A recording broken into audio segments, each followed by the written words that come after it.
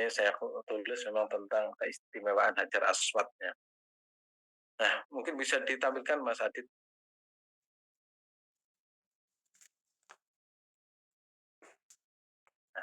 Fikih haji yaitu Hajar Aswad, tempat berkah di kota Mekah. Jadi Hajar Aswad itu istimewa ya. Jadi salah satu batu yang diturunkan oleh Allah Subhanahu wa taala dari surga yaitu Hajar Aswad. Jadi mungkin batu ini kalau ketahuan para pencinta batu itu mungkin dicari gimana caranya untuk mendapatkan. Yang namanya Hajar Aswad ya. Kita bahas tentang Hajar, tempat berkah di kota Mekah. Kita lihat topik bahasanya. Nah, Hajar Aswad itu dalam buku itu saya tulis tentang sejarah Hajar Aswad ya. Sejarahnya itu bagaimana? Sedikit tentang sejarah Hajar Aswad ya. Hajar Aswad itu dulu tempatnya di surga. Tempatnya di surga. Kok bisa ke dunia? Ya, saat Nabiullah Adam alaihissalam, ya, saat Nabiullah Adam alaihissalam itu oleh Allah diturunkan dari surga ke bumi, itu sebenarnya Allah Subhanahu wa taala itu memberikan bekal batu dan juga memberikan bekal doa.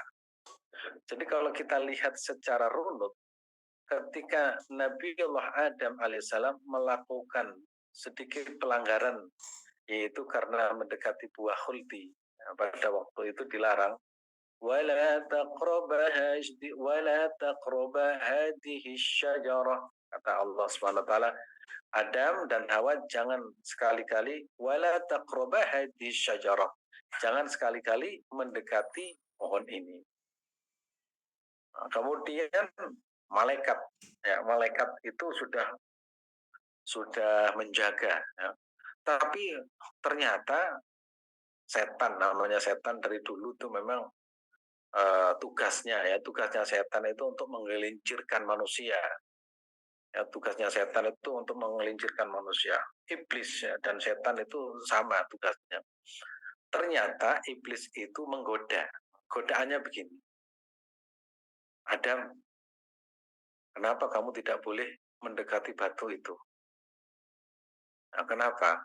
Wala taqrab hadhihi syajarah.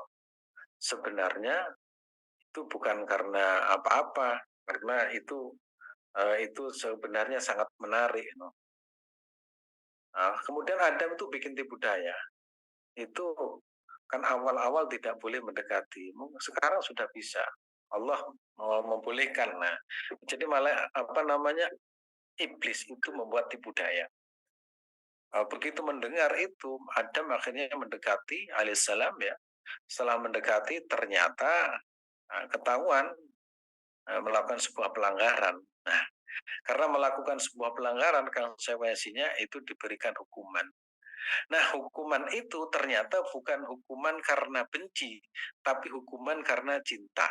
Nah, apa buktinya? Nabi Adam alaihissalam diturunkan ke dunia itu tidak langsung misalkan diusir, ayo pergi dari surga ke dunia. Ternyata Nabi Adam alaihissalam itu dibekali batu, yaitu batu adalah Hajar Aswad. Begitulah yang diterangkan dalam kitab Al-Mujirami. Kemudian dibekali dengan doa. Rabbana dhalamna anfusana fa illam taghfir lana lanakunanna minal khasirin.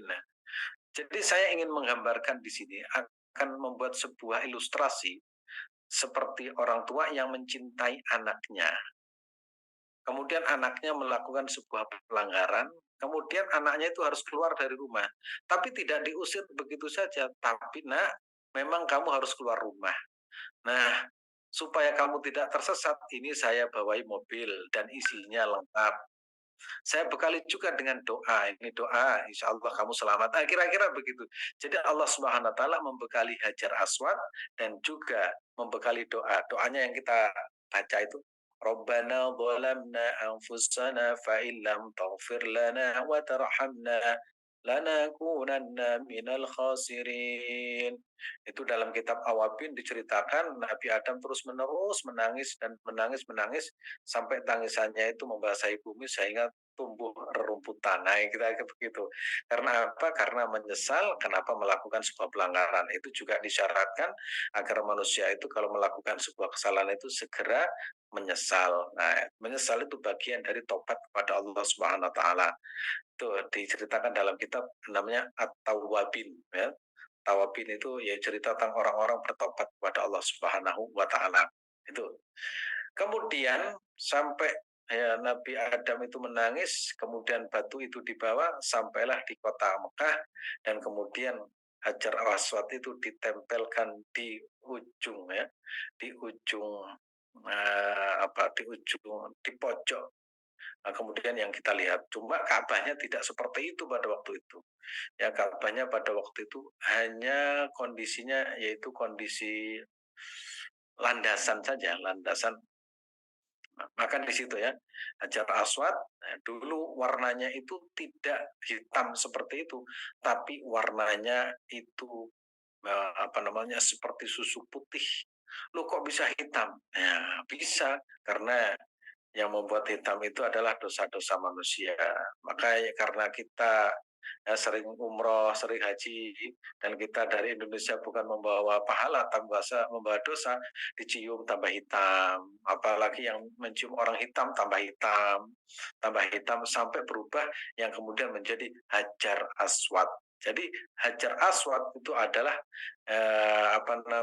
berubahnya menjadi hitam karena dicium, dikecup oleh manusia dari dulu hingga sekarang, yang mana dosa itu melekat pada manusia, di mana manusia itu tempat salah dan lupa. Al-insanu mahallul khata' wa akhiru khata'in tawwabun, sehingga warnanya itu menjadi hitam. Nah, keutamaannya banyak sekali keutamaannya. Ya, kita dianjurkan, disunahkan itu mengecup. Nah, mengecup itu bukan dengan hidung, tapi mengecup itu dengan bibir. Nah, tentu saja keistimewaannya itu banyak. Pertama, ya, nanti diterangkan minggu depan saya terangkan landasannya. Eh, pin, Hajar Aswad itu dicium oleh para malaikat, berasal dari surga.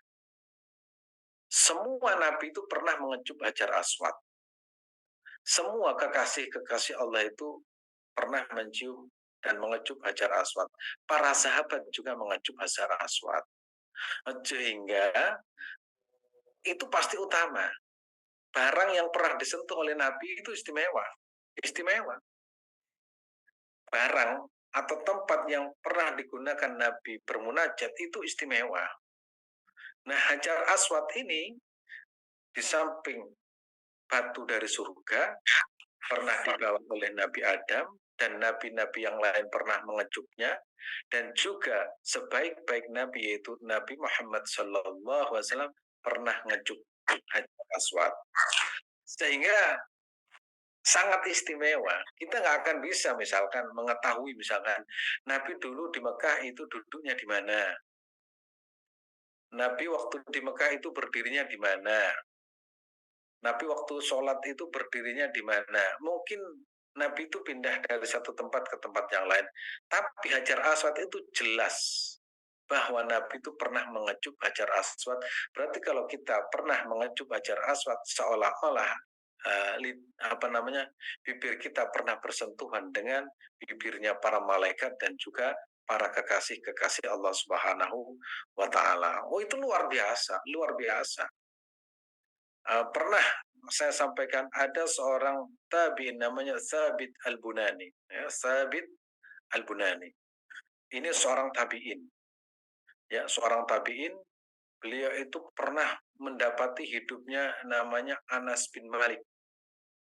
Anas bin Malik. Anas bin Malik itu seorang sahabat yang anaknya itu mencapai 125. Ya. Anaknya 125. Umurnya itu mendekati 130 tahun. Pokoknya di atas 100. Ya. Kemudian duitnya tidak terbatas. Kalau sekarang itu ibaratnya itu sultan. Mungkin sering baca sholawat sultan, ya, kan ya. Ini pokoknya duitnya tidak terbatas, umurnya panjang, duitnya banyak, sehat walafiat, ya, anaknya juga sangat banyak. Itu namanya Anas bin Malik. Nah, suatu ketika Anas bin Malik karena semua sahabat itu sudah wafat, ada beberapa orang Anas bin Malik keluar dari rumah, terus ujuk-ujuk ada seorang tapi namanya itu Sabit Al-Bunani. Kemudian mengendap-endap, kemudian salaman dan mengecup tangan sahabat Anas bin Malik. Karena memang sejak muda, sejak usia 10 tahun itu bersama Nabi Muhammad SAW.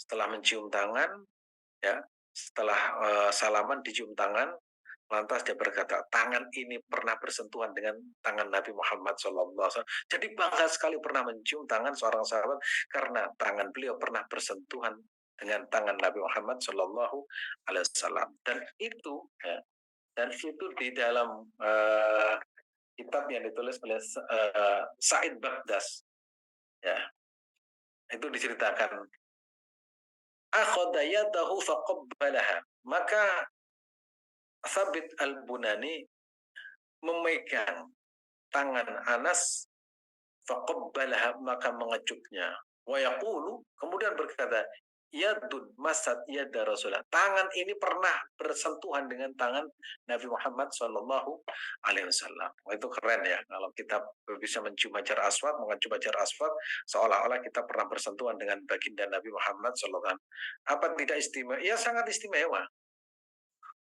Kita kadang dikasih batik, misalkan Pak SBY, Gus Dur, itu kadang dirawat, ini hajar aswad pernah disentuh oleh ribuan orang soleh, jutaan umat Islam, dan sebaik-baik Nabi yaitu Nabi Muhammad Shallallahu Alaihi Wasallam. Maka nanti kalau kita umroh, mudah-mudahan bisa mengecup.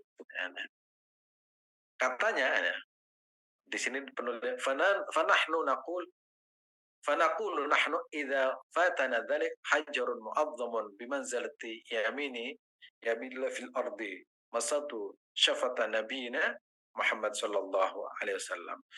Di batu yang pernah diusap, dicium dan dikecup oleh baginda Rasulullah sallallahu alaihi wasallam. Pokoknya istimewa.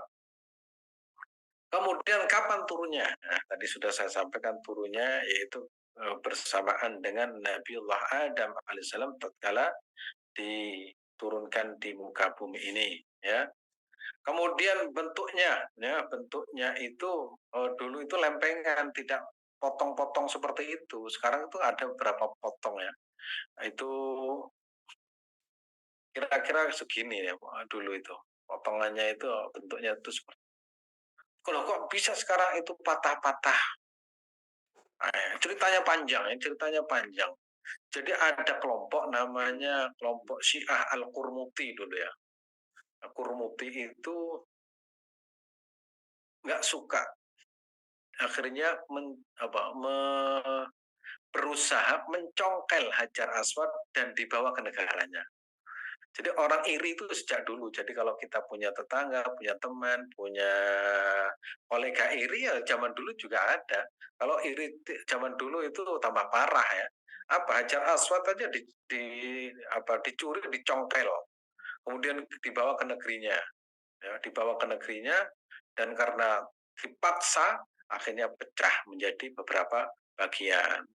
Itu nanti ada kisahnya, nanti bisa baca buku saya itu lengkap, itu ada cerita khusus ya tentang Hajar Aswad, ada berapa halaman, ada 69 halaman, ada 80 halaman, itu ya. Kapan turunnya bentuk Hajar Aswad, ya, sehingga yang nempel sekarang itu ditempelkan, akhirnya kita bisa mengecup, ya, Hajar Aswad setiap umroh atau haji. Kemudian sifat-sifatnya, ya, punya sifat juga. Sifatnya itu punya sifat. Jadi Hajar Aswad itu jangan dikatakan batu biasa, bukan. Hajar Aswad itu kelak akan menjadi saksi di hadapan Allah Subhanahu wa taala. Siapa pernah menyalaminya? Siapa yang pernah menyalaminya? Siapa yang pernah menyalami dan menyapanya? maka Hajar Aswad itu akan mengenali satu persatu siapa yang pernah mengenal dirinya, pernah menciumnya, pernah mengecupnya, pernah melambaikan tangan Bismillah Allahu Akbar, maka batu Hajar Aswad itu akan mengenali. Nah, di sini diterangkan ya, di sini terangkan siapa yang pernah ya, yang pernah melambaikan tangan ya, dia akan menjadi saksi di hadapan Allah Subhanahu wa taala. Jadi Hajar Aswad itu mengatakan, "Ya Allah, dia waktu di dunia pernah menyalami saya, pernah mengecup saya, maka aku akan menjadi saksi bahwa dia itu pernah menyalami saya, menyapa saya, mengecup saya." Orang ini tentu saja orang yang beriman. Orang ini tentu saja orang yang pernah pergi haji. Dan orang pergi haji itu salah satu keistimewaannya yaitu dosa-dosanya diampuni oleh Allah Subhanahu wa taala. Bahkan orang yang haji itu dikatakan yaitu wafdullah ya. Apa itu wafdullah? Itu duta Allah. Pernah saya sampaikan dalam kitab yang ditulis oleh Said Muhammad Ali Al-Maliki dalam judulnya yaitu Khasais Al-Ummah Al-Muhammadiyah. Dia menyatakan Al-Hujjaj wal Ummar wafdullah. Jamaah haji dan umrah itu adalah duta Allah insa'alu waktu. Jika mereka itu minta, ya, memohon diberi. Inda'u ujibu, jika mereka berdoa itu diijabahi. Kemudian jika hartanya dikeluarkan untuk biaya umrah atau haji itu ukhlifu akan diganti. Jadi poinnya apa? Jamaah haji dan umrah itu adalah utusan atau duta Allah Subhanahu wa taala, tentu istimewa. Nah, mereka itu adalah orang-orang yang berada di Mekah, di Madinah menunaikan ibadah haji dan umrah, tentu saja pernah menyalami, pernah menyapa atau mungkin pernah mengecup Hajar Aswad, sehingga Hajar Aswad pun akan berjanji akan menjadi saksi di hadapan Allah Subhanahu wa taala. Nah, siapa yang ingin menjadi saksi pernah siapa yang ingin kelak di hadapan Allah dan Hajar Aswad menjadi saksi, tentu semuanya ingin ya. Perlu mereka karena istimewa di sisi Allah Subhanahu wa taala. Kemudian Hajar Aswad batu berkah, iya, siapa yang pernah mencium atau mengecup atau menyapa atau mengisyaratkan dengan melambaikan tangan begini, itu dosa-dosanya dihapus oleh Allah Subhanahu wa taala. Betapa istimewanya Hajar Aswad ini. Mengecup saja itu dosa-dosanya luntur, ya. Pernah saya sampaikan ada temannya dulu kerja di Arab Saudi, kemudian dia itu punya ilmu kejawen ya, ilmu kejawen. Dia itu punya ilmu kidang kencono. Dia itu kalau loncat itu bisa tinggi. Pokoknya segala ilmu itu dimiliki waktu jadi TKI, kemudian oleh majikannya itu dihajikan, senang dan bahagia. Ya, dihajikan, diumrohkan. Nah, waktu itu ketemu dengan saya. Dia itu nangis ya. Loh, kok sama nangis kenapa? Saya itu pas mencium Hajar Aswad, jidat saya itu lengket. Loh, kok bisa lengket? Iya, saya nggak tahu kok. Saya sampai lama nggak bisa nggak bisa lepas dari Hajar Aswad. Terus menariknya dan anehnya, ilmu yang saya pelajari, ilmu kejawen, hilang semuanya.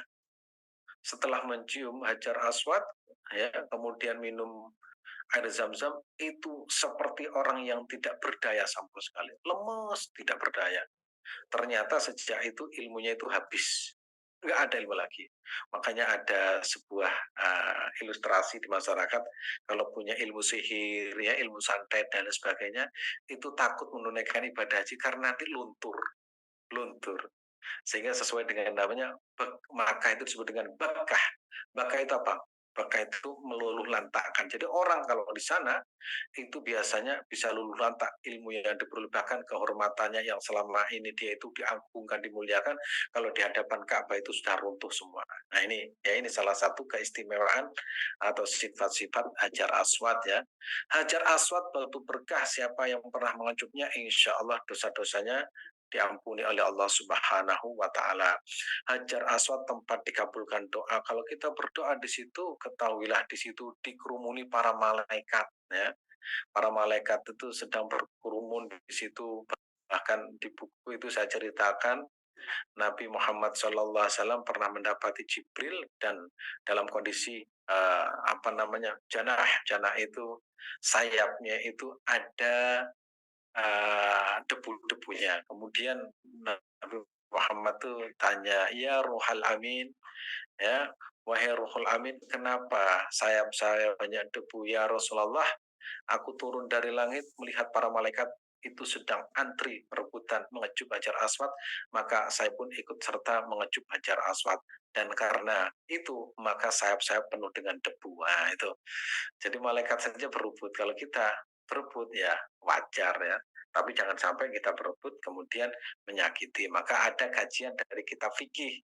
Gimana kita mencium Hajar Aswad tapi kemudian menyakiti, itu nggak boleh ya. Gimana kita mencium Hajar Aswad tapi kemudian bayar, nggak boleh. Mendingan dikasihkan ke saya kan, nah, enak daripada ya. Itu begitu ya Mas Adit ya, nanti ada cerita tentang makelar Hajar Aswad itu ada. Nah kalau tawaf itu, Mas saya antar mencium Hajar Aswad berapa? 500. Wih banyak banget 500. Itu bisa dibelikan dawet, itu bisa 1 ember, itu bisa buat mandi itu ya Mas Adit ya. Nah, itu ada nanti makelar seperti itu. Jadi karena keistimewaan itu akhirnya orang itu menjual jasa untuk mengecup Hajar Aswad, dan itu akan merugikan, dan itu tidak dibolehkan dalam kajian fikih satu ya, karena akan menyakiti orang lain. Maka di situ nanti kalau kita tidak bisa mengecup, itu bisa melambaikan tangan. Bismillahirrahmanirrahim begitu. Dan itu sama. Nah, kalau longgar silahkan ya. Kalau longgar silahkan. Itu kajian fikih ya. Hajar Aswad tempat dikabulkan doa ya, kita perbanyak ya di situ, karena doa di situ doa apa saja. Doa agar supaya keluarganya bahagia, doa agar supaya bisa haji lagi, umroh lagi, doa agar diampuni dosa-dosa, doa agar supaya punya anak soleh dan solehah, doa agar supaya apa saja, doa yang baik-baik ya. Doa supaya uh, anaknya itu hafal Quran, doa supaya anaknya itu menjadi wanita solehah dan solehah. Itu doa apa saja, yang penting doa untuk kebaikan. Yang tidak boleh itu doa untuk keburukan orang lain. Ya Allah, dia tuh pernah menyakiti saya, mudah-mudahan dia itu hancur, itu nggak boleh. Karena kehancuran akan kembali kepada dirinya. Allah saja pemaaf, masa kita pendendam? Allah saja itu membuka pintu tobatnya, masa kita kok terus-menerus merawat kebencian? Nggak boleh ya. Pokok doa untuk yang baik. Nah, lo gimana doa untuk pilpres? Nggak usah doa, nanti jadi-jadi sendiri ya. Nah, itu jangan sampai kita itu berebut untuk wah pimpinan saya nanti ini. Ya, kita bertengkar, mereka sudah rukun ya. Mereka itu sudah berpelukan, kita masih tidak menyapa. Makanya untuk urusan ini itu sudah di TPS masing-masing ya. Doa untuk ini doanya di rumah masing-masing ya. Nanti itu urusan hatinya masing-masing. Hajar Aswad ya, ketika Hajar Aswad menimbulkan iri, dan tadi saya menyampaikan Al-Qurmuti itu iri dan mencurinya. Ada lagi yang iri, ada orang masuk Masjidil Haram, dia itu membawa dulu kan ada namanya orang membawa jenazah, ternyata di dalam Masjidil Haram itu isinya bukan jenazah, isinya itu adalah apa? Hammer yang besar. Begitu tawaf, maka pojokan ya sudut Ka'bah yang ada aja dipukul. Inilah yang menjadikan orang syirik. Mereka mengira kalau kita mengecup Hajar Aswad itu syirik. Nah, maka ini kelompok-kelompok yang ekstrim ya. Kita itu kan melakukan itu perintah Nabi Muhammad SAW. Makanya Sayyidina Umar berkata, seandainya engkau tidak pernah dicium oleh Rasulullah, aku tidak akan pernah menciummu karena kamu adalah batu biasa. Nah, karena Nabi itu mencium, akhirnya kita mencium juga. Karena mencium itu sama dengan mengikuti perintah Nabi Muhammad SAW. Misalkan Nabi itu kan tidak pernah mengatakan semua orang harus mencium, tapi Nabi melakukan. Berarti kita melakukan apa yang dilakukan oleh Nabi itu mendapatkan pahala. Maka Umar bin Khattab mengatakan seandainya Nabi tidak pernah, seandainya Nabi itu tidak mencium, aku tidak akan pernah mencium. Berhubung Nabi itu pernah mencium dan mengecupnya, maka Umar bin Khattab dan juga para sahabat melakukannya. Nah, itulah poin pentingnya. Nah, itu tentang Hajar Aswad menimbulkan iri kepada orang lain, khususnya orang-orang yang tidak suka kepada Hajar Aswad. Bahkan bukan hanya Hajar Aswad, terhadap Ka'bah pun ada yang tidak suka.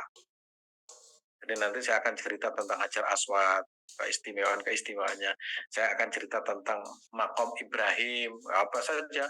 Saya akan cerita tentang Hijr Ismail, biar kita itu ke sana itu ada sesuatu yang kita miliki, pengetahuan kita miliki dan punya gambaran bahwa tempat itu ada tempat istimewa yang diceritakan oleh baginda Nabi Muhammad SAW. Tidak melihat hanya itu cuma batu. Saya juga punya batu akik, enggak begitu. Ya, memang batu biasa, tetapi ini batu yang dikelilingi oleh banyak orang, dikelilingi oleh banyak kekasih Allah, dikelilingi oleh para sahabat dan dikelilingi oleh para nabi. Akhirnya itu istimewa. Pernah saya sampaikan ada orang iri terhadap Ka'bah, ya, namanya Abraha. Akhirnya mereka bikin Ka'bah sendiri, tapi bentuknya nggak seperti Ka'bah, yaitu mereka bikin gereja karena yang iri adalah orang Kristen. Bikin gereja yang sangat besar di Yaman, tujuannya apa? Mengalihkan orang-orang yang setiap tahun ke Mekah itu beralih ke Yaman. Ternyata tidak berhasil. Karena tidak berhasil, orang tetap datang ke Mekah untuk mengistimewakan, memuliakan. Akhirnya mereka itu membawa pasukan gajah untuk menghancurkan Ka'bah. Jadi Ka'bah saja iri ya, iri terhadap Ka'bah. Jadi kalau kita punya rumah bagus, kemudian ada yang iri, biasa. Zaman dulu juga ada orang yang iri ya. Ada orang punya ilmu kemudian iri, ya biasa. Ada orang, pokoknya iri itu memang sifat manusia ya. Akhirnya Abraha Al-Athram itu berangkat dari Yaman dengan membawa pasukan gajah. Akhirnya di depan Ka'bah ya, di depan Ka'bah itu di situ ada tokoh-tokoh Quraisy Mekah, termasuk adalah Abdul Muttalib ya. Abdul Muttalib yaitu paman Nabi Muhammad Shallallahu Alaihi Wasallam, kemudian bilang begini ya, bilang begini, katanya Abdul Muttalib, biarkan Abraham mau menghancurkan, itu bukan milik saya, itu milik Allah. Nah, jadi Ka'bah itu milik Allah, bukan milik saya. Kami, katanya Abdul Muttalib dan pembesar-pembesar Mekah adalah hanya bertugas merawatnya. Setelah mau dihancurkan, maka Abdul Muttalib dan orang-orang Quraisy, tokoh-tokohnya naik ke gunung. Begitu naik gunung, kemudian Abdul Muttalib mengatakan, "Alam taro kaifa fa'ala rabbuka bi ashabil fil." Lihatlah apa yang akan Allah lakukan kepada pasukan-pasukan gajah. Karena itu milik Allah, karena milik Allah pasti yang menjaga Allah Subhanahu wa ta'ala. Sehingga turun ayat itu, alam taro kaifa fa'ala rabbuka bi ashabil fil. Alam taro, tidakkah kalian lihat, yaitu pada masyarakat Mekah, alam taro kaifa fa'ala rabbuka bi ashabil fil. Alam yaj'al kaidan fi tadlil wa arsala alaihim tayran ababil. Kemudian Allah kirim itu burung-burung ababil. Alam taro kaifa fa'ala rabbuka bi ashabil fil alam yaj'al kaidan fi tadlil wa arsala an tarmihim bi hijaratin min sijil faj'alahum ka'asfin ma'kul. Maka itu membuat pasukan gajah ya rusak ya, hancur. Kemudian pada saat itu juga adalah kelahiran Nabi Muhammad Shallallahu Alaihi Wasallam. Jadi ada yang iri ya. Terus lanjut Mas Adit. Etika, nah kita harus punya etika. Etika Rasulullah terhadap Hajar Aswad. Rasulullah itu memperlakukan istimewa Hajar Aswad itu. mengecupnya, hati-hati, menyalaminya. Nah, jadi kita kalau melakukan memperlakukan dengan baik itu berarti telah mengikuti baginda Nabi Muhammad SAW. Malaikat pun rebutan, malaikat rebutan. Ya. Malaikat penunggu Hajar Aswad di sekitar itu ada yang menunggu. Ribuan malaikat di situ karena nggak kelihatan. Kemudian misteri Hajar Aswad, kemudian makelar Hajar Aswad. Nah ini yang makelar Hajar Aswad yang sekarang ya. Makelar Hajar Aswad itu ada nilainya, mencium sekali berapa, sehingga kadang itu banyak penipuan di situ. Suruh bayar 1.000 real, wah 1.000 real itu 4 juta, banyak itu. Karena pingin sekali ya akhirnya ketipu ya. Yang nipu ya kadang teman kita sendiri ya. Itu ada namanya makelar Hajar Aswad ya. Dan mudah-mudahan kita ditakdirkan oleh Allah Subhanahu wa taala bisa mencium tanpa harus membayar ya. Bisa mencium tapi tanpa harus membayar. Loh, gimana caranya? Nah, kalau punya suami hitam mencium Hajar Aswad sudah cium saja suaminya, itu sama dengan mencium Hajar Aswad. Atau suaminya suruh mencium pipinya, ya itu disiapkan pipinya dicium. Alhamdulillah saya telah dicium oleh suami saya dan suami saya pernah mencium Hajar Aswad. Nah, itu. Lanjut Mas Adit. Nah, ini tadi saya sampaikan ya, menjadi pelebur dosa. Ini hadis yang pertama.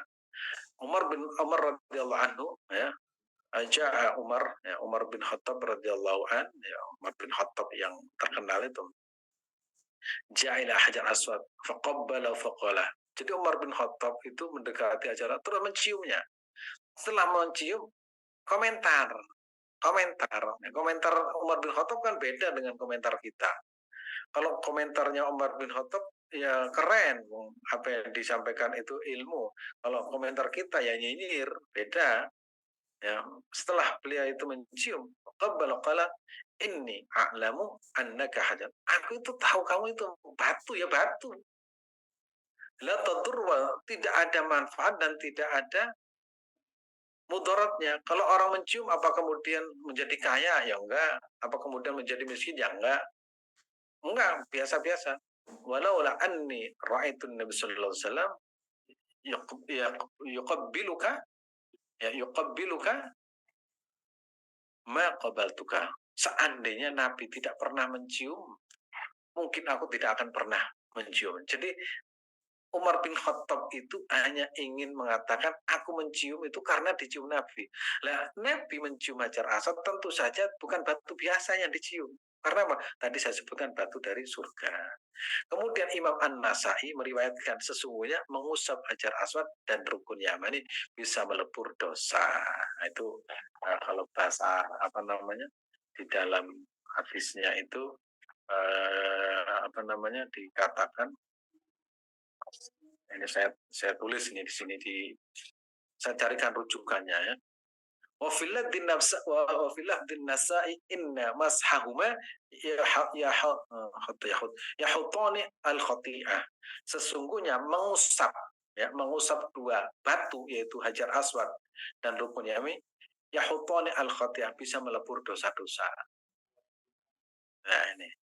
Jadi nanti kalau kita pingin dosanya dilebur ya yahutani mengusap keduanya. Terus lanjut Mas Adit. Hajar Aswad batu surga. Ini landasannya. An Ibnu Abbas qala Rasulullah sallallahu alaihi wasallam nazala al-hajar aswad nazala al-hajar al-aswad min al-jannah wa ashaddu bayadan min al-laban wasawatu khataya bani Adam. Nah, Ibnu Abbas ya. Artinya dari Ibnu Abbas berkata Rasulullah sallallahu alaihi wasallam bersabda Hajar Aswad turun dari surga berwarna sangat putih daripada susu. Putih bersih seperti susu. Nah, kemudian lalu berwarna hitam akibat dosa-dosa manusia. Ini fasawadatu khataya bani Adam yang membuat batu itu gelap gulita itu adalah dosa-dosa Nabi anak turun Nabi Adam alaihissalam. Jadi kita adalah orang-orang yang punya kontribusi menghitamkan Hajar Aswad. Jadi semakin sering dicium akan semakin hitam. Karena dosa-dosa kita itu banyak. Oleh karena itu, pertama kita kalau mencium Hajar Aswad atau mengecup atau melambaikan itu mengikuti sunnah Nabi Muhammad SAW. Yang kedua, kalau kita mengecup atau mencium atau melambaikan, insya Allah menjadi pelebur dosa. Jadi hari ini saya hanya menyampaikan dua keterangan atau hadis yang terkait dengan Hajar Aswad. Insya Allah besok saya lanjutkan tentang keistimewaan Hajar Aswad dan sejarahnya secara lengkap. Demikian, saya kembalikan waktunya kepada Mas Adit.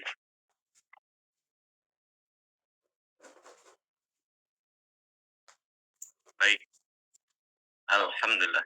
Terima kasih Ustadz Azim atas ilmunya hari ini, insyaallah